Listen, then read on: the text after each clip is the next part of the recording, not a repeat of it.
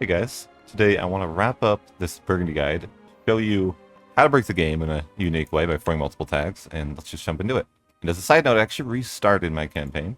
I wanted to go with offensive ideas instead of quantity, as I feel like that was just a much better choice, and I ran into some problems in the later game with my armies being a little weak, so decided to run it back with slight change. More or less, I was at the same spot that I am, in my part 2, so shouldn't be much of a difference. We're just going to be conquering all of Europe very slowly, very safely. We basically just want to be able to form Germany when the time comes, so Tech 20, so we got plenty of time to slowly kind of expand. We're not in the biggest of rush. I'm going to start roll some factories in, because I'm going to need them later to form Speed Piedmont, so that's just something you want to keep in mind.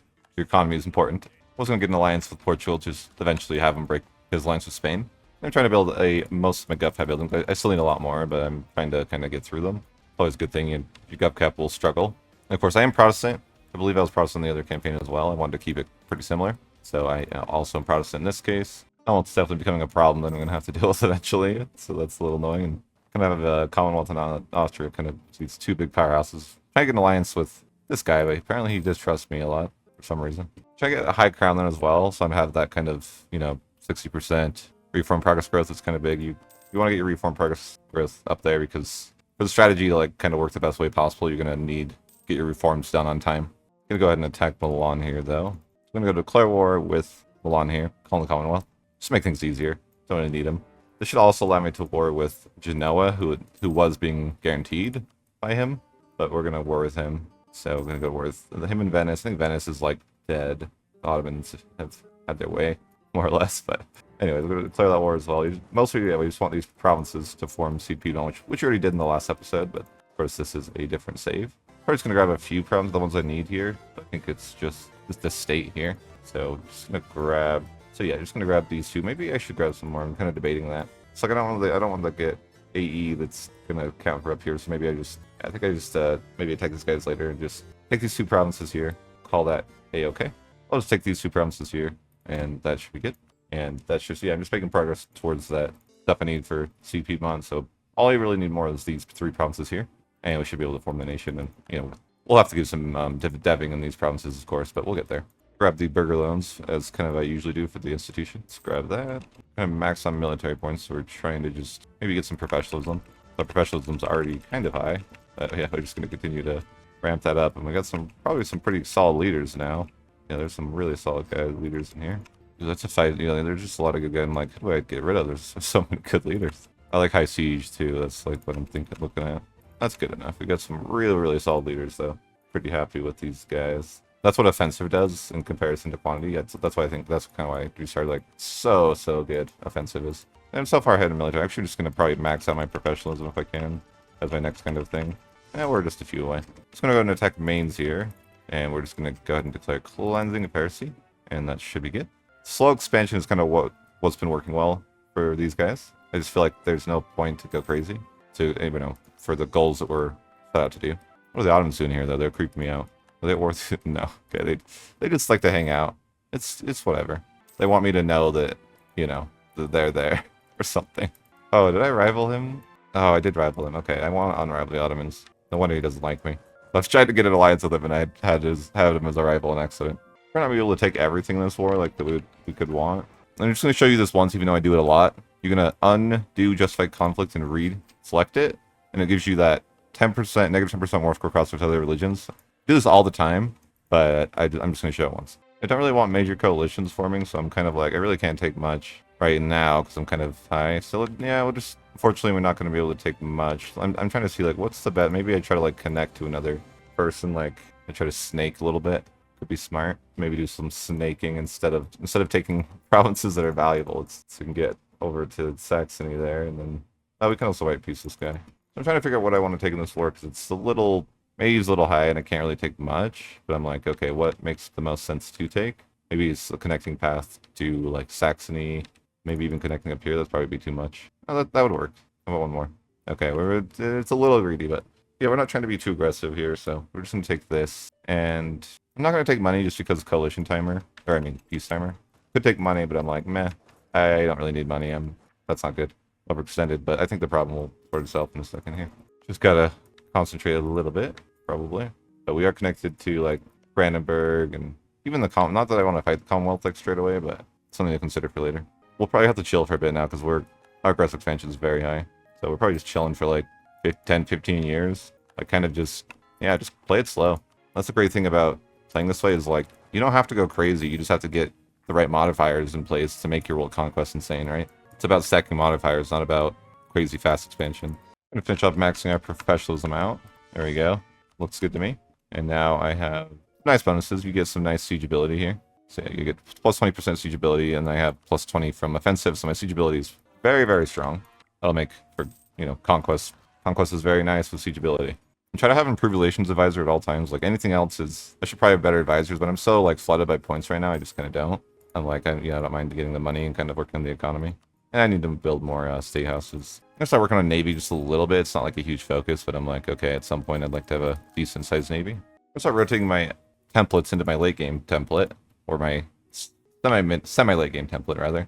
And I call this 25 generally. I just do 15 and 10. This is just gonna be great for sieging down stuff. It's not the most optimal for fighting always, but it's super, super good for world conquest because of the kind of the optimal siege. So yes, I usually get rid of forces around this point as well. So I've gone ahead and changed all my armies to this 25 template as mentioned before. So no more horses at this point in the game. This is kind of the norm for me.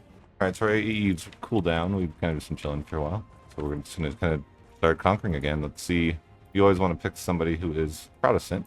Or sorry, not Protestant in my case. And you can of course co-belligerate people that are. They're subject to the vassal states. Everyone's Protestant. Stop it. There are too many people that switch to Protestant. It's quite annoying. Hey, we'll just attack this guy and yeah, we'll do this war. This is a war that's going to be annoying, but we're going to fight Great Britain to fight this guy. Whatever. I mean, maybe I take advantage of it and attack this guy at the same time.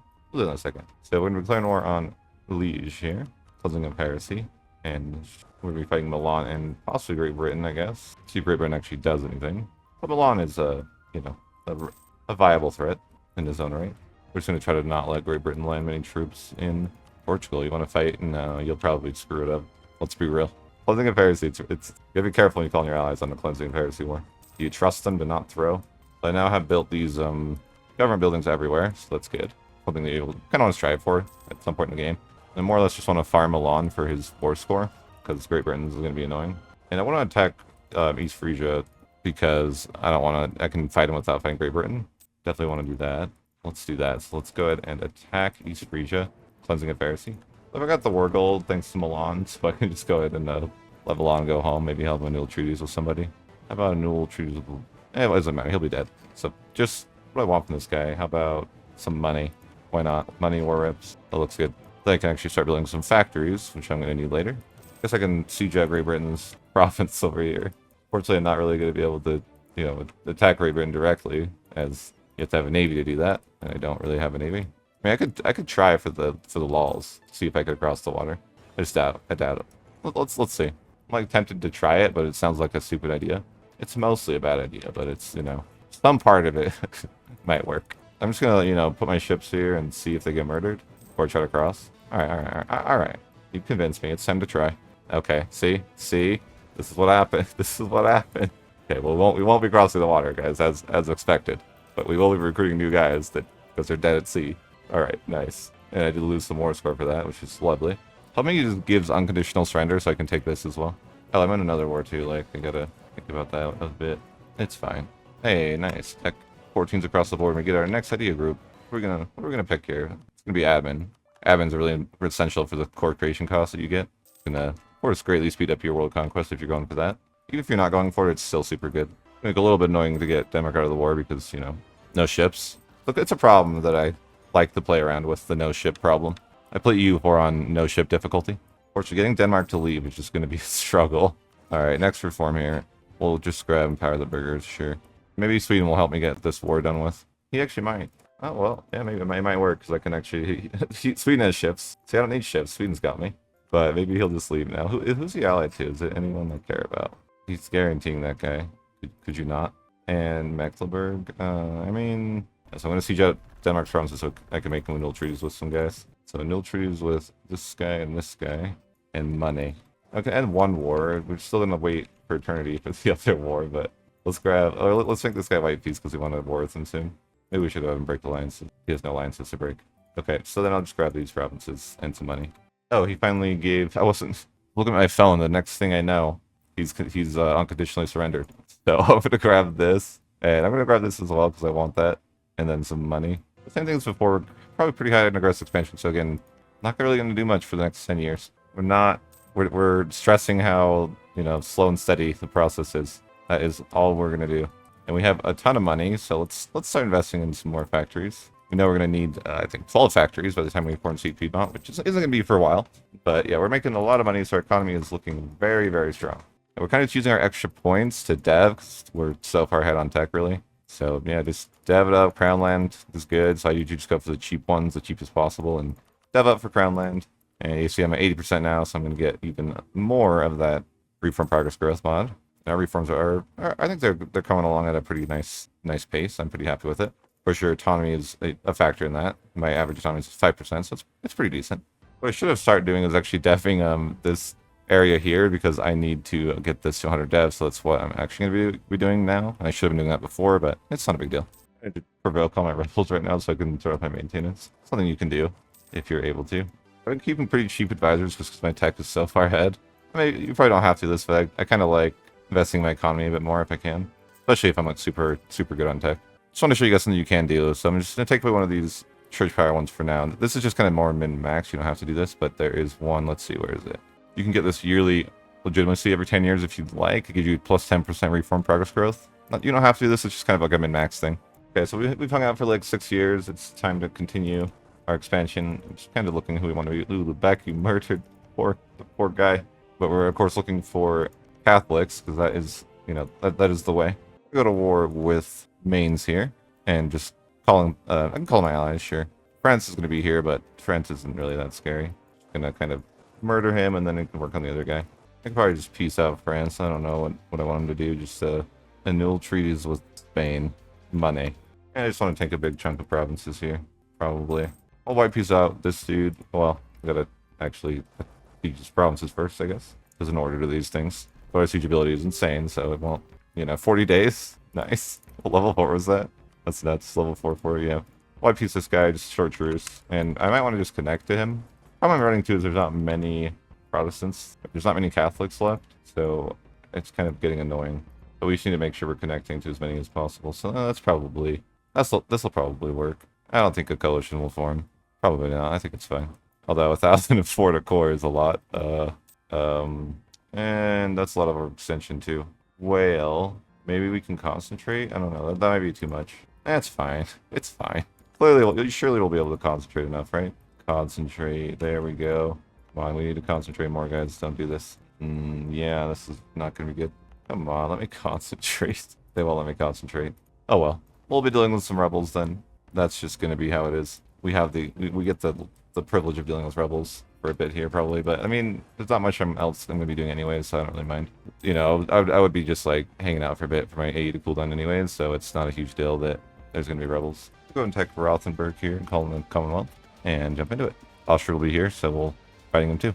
All right, next government reform here. Let's grab it. Let's do this one here. This one is just kind of is like a mini humanist, and then we're gonna get humanist next as well, so it's pretty nice. We can start getting our admin ideas really going though. We just want Austria to annul all these annoying alliances. He's allied to, I think, we have Russia and Spain. Not anymore. So I'm gonna make him annul with Russia, Spain, maybe Tuscany. That way his allies aren't so strong. Just do that and end it with Austria at least, and then we just have Mainz and white piece Mainz, shorter truce, and then we'll go ahead and fully annex this guy and get some money. Nothing other than normal. I do need to start thinking about getting rid of some privileges because it's almost absolutism. So we're going to start slowly phasing some of these away. Piss off the estates a little bit. And that's probably going to be good for now. Can I take away the land rights yet? Probably not. I actually can. We shall take that away then. So we got rid of a bunch of the privileges. We just got to kind of keep going. Our loyalty went from pretty high to 3%. We had to take away like 5 privileges. Yeah, we just want to get rid of those privileges before the next age starts. Probably just going to be hanging out until the next age, honestly. I need to save up my admin points and kind of get through my idea groups. So I do really need to get this governing capacity mod, so I can, yeah, I just kind of got to probably more or less chill until the next age. We're going to go and do that.